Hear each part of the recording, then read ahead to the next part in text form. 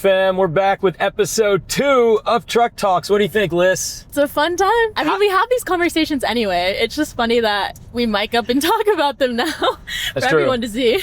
We've only spent hundreds of hours in this truck traveling across Kansas, but let's talk about it. Episode 1, the whole episode was well received, but our team took a clip from that episode and it went viral. I mean, it was a big moment, because y'all know, truth be told, I hate social media. I'm just gonna put that out there. In my personal and professional life, I have not worked hard to build a social media following. I think the impact on our mental health, trying to keep up with the Joneses. I also feel like a lot of times the people that are actually doing the most and doing the work don't have time to document it on social media. And so we've just been so laser focused on doing the work, but we did. We've started using it. We've been documenting our journey across the state, and we went from 0 to 5,000 followers in the 6 months that we built this campaign. So thank all of you for following us, for amplifying these positive messages. We want, our communities to know that there are leaders out there, or aspiring leaders out there,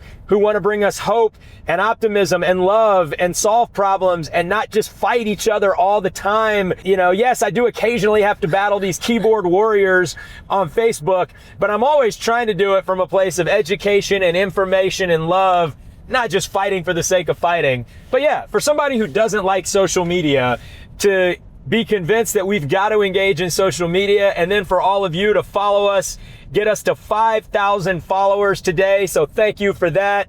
Our next milestone, I guess, is 10,000. So let's see how quickly we can get there. For those of you who liked and shared our post about making history in this campaign, being the first Black statewide elected official in the great state of Kansas in nearly 150 years. Like you heard in the last one, there's going to be 2 of us.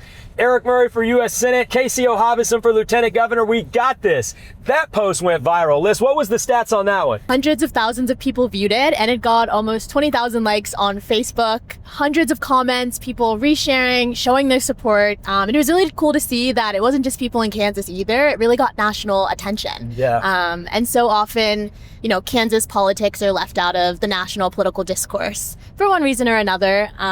And so to be able to garner that attention and bring that media focus here to Kansas because of this historic opportunity that we have, it's just really exciting. But yeah, you're right. We haven't had a African-American elected statewide official. And on the last video, a lot of the comments were like, oh, who was it? Who was it? And it was Edward McCabe.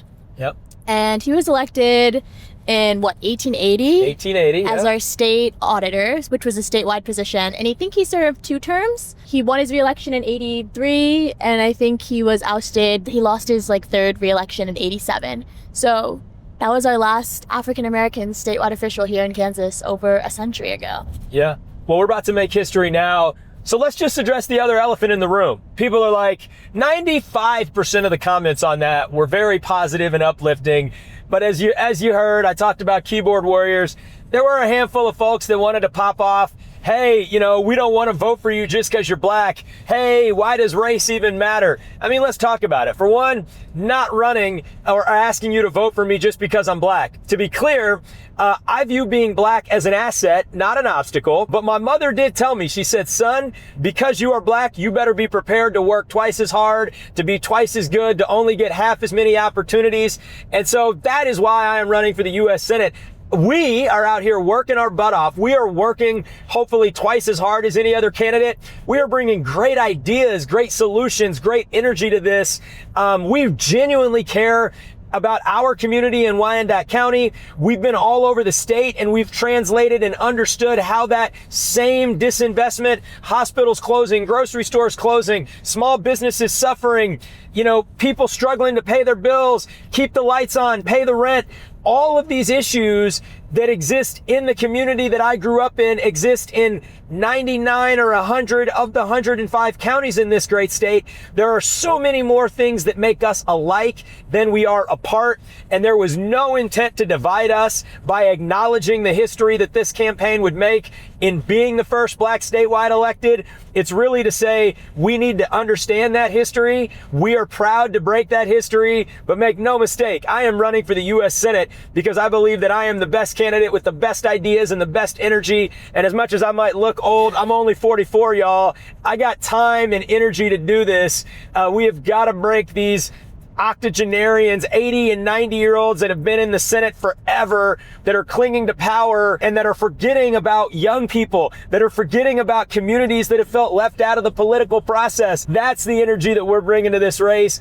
And here's the most important thing. It's not just about us. Even in the post that we talk about black statewide elected, we're giving a lot of credit and deference to Casey Hobson and Cindy Holscher. We want Cindy and Casey to be your next governor and lieutenant governor. But guess what? It's not even just about them, right? We've got a ton of House candidates that we are supporting up and down the ballot. That is what is going to win us this election.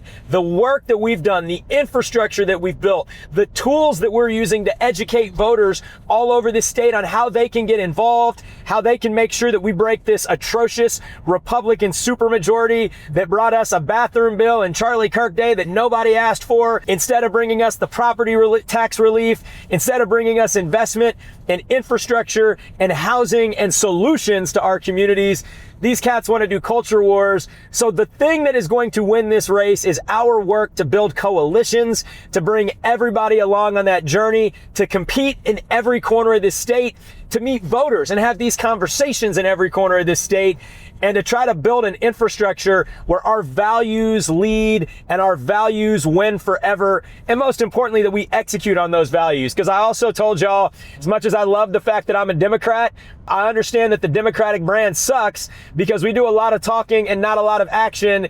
And if you know anything about me, I'm a man of action. That's why we're in this truck, driving all over the state, doing the truck talks, and really showing up in our communities. So yeah, listen, I didn't mean to rant that long, but I got carried away. No, I mean, I feel like I've just been thinking about the importance of diverse representation, and you touched on it in all of its facets, right? Like, it's not just about diversity and race, but also thinking about diversity and age and lived experiences and all the different things people bring to the table. That's facts. And I feel like in getting to know, the other candidates who are running statewide in this race and meeting all of the state house candidates that we've been really getting to know and support, I've just seen such an array of diverse leaders who are stepping up, who are courageous, who were brave enough to put their name on the ballot this year. And to me, that's really what gives me hope. Like, we've met so many, young leaders, people who are my age or just a little bit older, who are running for the state house for the first time. And that's really exciting. And I think that's definitely giving me hope for what our democracy should be, where everyone is represented, can see themselves represented, can see their values represented. And yeah, I think, a lot of the hate comments or the keyboard warriors, don't often acknowledge the fact that the whole point of a democracy is for it to be pluralist, for it to encompass every single person in this country, and no matter what your background or walk of life is. And so, yeah, I think seeing that in a kind of a microcosm in this campaign, and then thinking about it, not just with the candidates we see, but with the coalitions we build and the people we're bringing to the table, having conversations with, that's just a microcosm of what it could be when you make history and win this election. Alyssa, that is such a proud dad moment, because you just said what I said, very much more articulate, very succinct, to the point. I'm proud to have you on this journey. I thank you for being on this journey with me. The amount that I've learned from you, and I think, maybe to your point, that's what we need in leadership, we need in government. We don't just need one perspective. We need to be engaging young people. They have brilliance and ideas and energy to contribute. And if we can bring everybody together, I think we face a number of challenges and issues every single day. It feels like there's something new, but working together, bringing the best ideas from everyone, from all of the shared perspectives and lived experiences, is really how we're going to do that. So I love how you said that. See, y'all, that's why, as a dad, my goal is to make sure that I uplift my children, I support my children, and that they have a better future than I did. It's the same thing that my parents did for me, that their parents did for them. And I think that's something that's lost right now. This is the first generation that is positioned to do worse than the generation before it. And what does that mean for our future? So that's another reminder to what motivates me to lead, but also one of the things that makes me so proud as not only as a candidate, but as a dad and a husband and a community member and a humanitarian. This is the energy that we need. I appreciate you so much, Alyssa, for bringing that energy and clarity to this campaign. So on that note, I touched on being a dad. I've got 4 kids. Many of you know that. You've seen them at various times in the campaign. Listen, you're not supposed to have favorites. I love all my children so dearly and so equally. You're not supposed to have favorites, but sometimes people we like just a little bit more on that day and time.